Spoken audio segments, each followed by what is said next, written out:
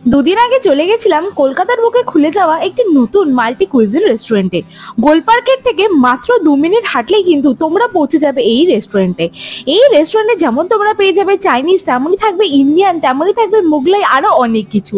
একদম trendy Dacres and অ্যাম্বিয়েন্সের সাথে এই রেস্টুরেন্টে কিন্তু প্রত্যেকটা খাবারই আমার দুর্দান্ত লাগলো। যেমন রয়েছে হিউজ ভ্যারাইটি, তেমনই রয়েছে প্রত্যেকটা খাবার দাবারের টেস্ট এবং প্রেজেন্টেশন।